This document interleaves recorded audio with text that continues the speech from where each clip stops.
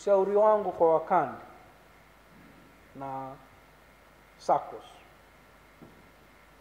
na vyama vinavyosimamia au mawakala wanaosimamia vyama vya ushirika kwa maana ya TCDC, ni vizuri kuhakikisha kwamba mikopo yote ya wanachama inakuwa na bima ili kuepusha SACCOS kupata hasara pindi mwanachama anaposhindwa kulipa. Kwa sababu kuna TCDC hapa, nafikiri iwe sera yenu kuhakikisha vyama hivi au SACCOS au vyama vya ushirika wanapomkopesha mwanachama iwe vizuri wawe na bima.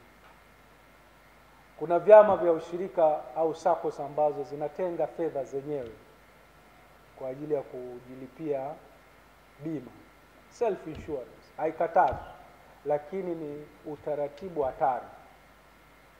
Ni utaratibu hatarishi kwa vyama, kwa sababu huwezi kujitengea hela ya kutosha kwa ajili ya wanachama wako. Mwanachama anaweza kukopa milioni 10, siku ya pili hayupo, lakini wewe umetenga labda milioni 3 tu. Mwisho wa siku utakuwa na matatizo, chama kitakuwa na matatizo. Lakini utaratibu huu wa premium ni hela kidogo, lakini vile vile umejiondolea shida kubwa sana kwenye chama. Kwa ni vizuri kuwashawishi vyama vya ushirika SACCOS kuhakikisha kwamba kila mkopo wanaotoa, mkopo unakuwa na bima kwenye kampuni ya bima kubwa kama Sanlam, ambayo ina mtaji, inasimamiwa na haiwezi kanyima haki yako.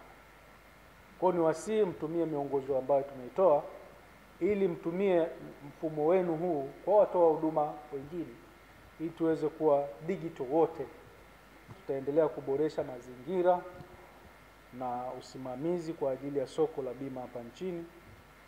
Ni muhimu zaidi tutumie nafasi tulizonazo kutoa elimu ya bima na kuwahamasisha Watanzania kukata bima, hasa bima ya maisha na bima mbalimbali ili kujikinga na majanga mbalimbali ya kiuchumi na kijamii.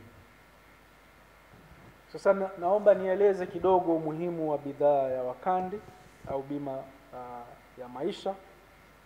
Nimeambiwa kwamba Wakandi Tanzania Limited kwa kushirikiana na kampuni ya bima ya Sanlam nazindua bidhaa ya bima inayokidhi mahitaji ya chama na wanachama wa vyama vya akiba na mikopo SACCOS pamoja na taasisi ndogo za fedha. Ni matumaini yangu kuwa bidhaa hii itaboresha usalama wa kifedha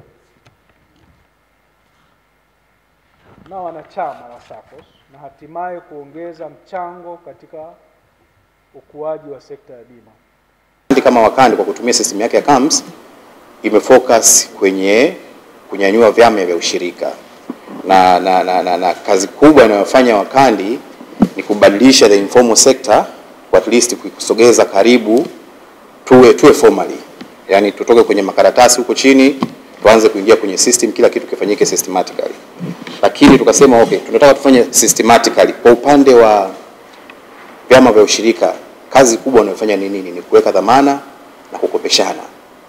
Sasa tunaweka dhamana na tunakopeshana. Je, tunapompa Masudi Mdeme hela, Masudi Mdeme ni mwanadamu, kesho ameanguka, hii hela tunaenda kuitoa wapi? Na zile ni unsecured loans, tutaenda kuikaba familia?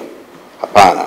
Kwa sababu wataalamu wetu wa Sanlam wakiongozwa na Bwana Kiki wakasema sisi tuna uwezo wa kusema kwamba tutawapa insurance ambayo itaipa vyama vya ushirika uhakika wa uendelevu wa kufanya kazi. Unapomkopesha mtu hela, ina maana kwamba akitokea amefariki ile hela imepotea. Lakini kama ina insurance, basi ile hela itarudishwa. Mwanachama anapochukua mkopo, mkopesha milioni 10, atalipa ile gharama ya hiyo insurance. Ikitokea ni bahati mbaya amefariki, badala ya chama kuanza kuhangaika kumkaba mke au watoto au wajomba kuweza kurecover ile hela yao, Sanlam kama Sanlam Life, kama msemo wao unavyosema hapo, live with confidence, watakurudishia ile fedha ambayo imebaki kama deni kwako. Ile fedha ambayo imebaki kama deni kwako ambayo ungeweza kuachia familia, Sanlam wanakuja wanaitoa, wanarudisha chamani ili chama kiendelee kuweza kukopesha wanachama wengine. Sanlam wana coverage kubwa sana Afrika, na sisi pia katika strategic plan yetu ni kukava maeneo makubwa Afrika. Yaani Wakandi haitoishia Tanzania tu, tayari tupo Uganda na Kenya, lakini tumetupa macho South Africa, Rwanda, Burundi, na tunaendelea ku-expand kwenye maeneo hayo. Kwa maana hiyo tumetarget pia sehemu ambazo